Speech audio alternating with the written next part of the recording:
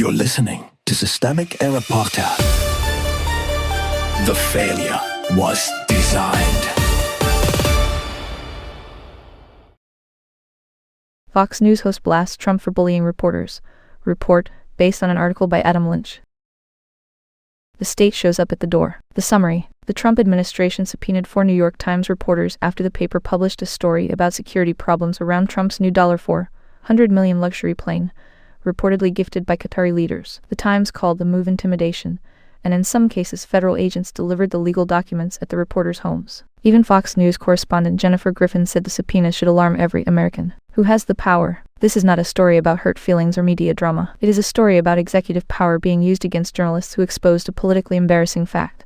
The president's plane had security flaws. The relevant actor is the Trump administration, operating through the Justice Department, with federal agents as the physical arm of the threat. That matters because the power is asymmetrical by design. Reporters write, the state subpoenas. Reporters publish, the state sends agents to the door. There is no symmetry in that relationship, and the article's real significance lies there. The point was intimidation. A subpoena is not just paperwork when it is aimed at journalists covering government misconduct or negligence. It is a warning shot. Sending federal agents to reporters' homes sharpens the message. We can make your work personal. The Times was right to call this an intimidation move. The administration did not need to do this to learn facts it lacked. It did it after being embarrassed by reporting. That is the political logic here.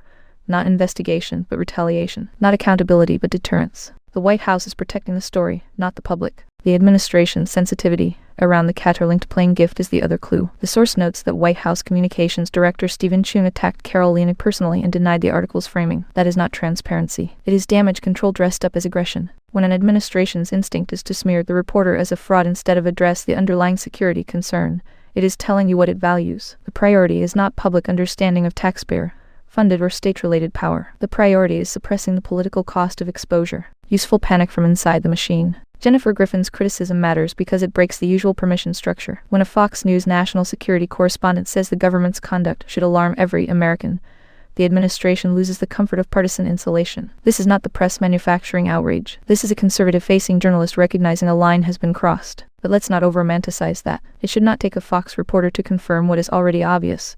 Using federal law enforcement pressure against journalists is authoritarian behavior. The fact that a figure inside the right-wing media ecosystem can see it only underscores how far the administration is willing to go. The pattern is older than the plane. The larger pattern is straightforward. Embarrass the powerful, and the powerful reach for state coercion. The target changes. The method stays the same. First comes denial, then smear, then legal pressure, then agents at the door, then the normalization of intimidation as governance. That is what democratic decay looks like in practice. Not a dramatic coup, but routine punishment for reporting. Not a sudden collapse, but a steady effort to make journalism expensive, risky, and personal. The story is not that Trump is thin-skinned. The story is that he treats the machinery of the federal government as his retaliation office. You've been listening to Systemic Error. Thanks to Alternet for today's article. With the automated voice of Leibritz R. Thanks for listening.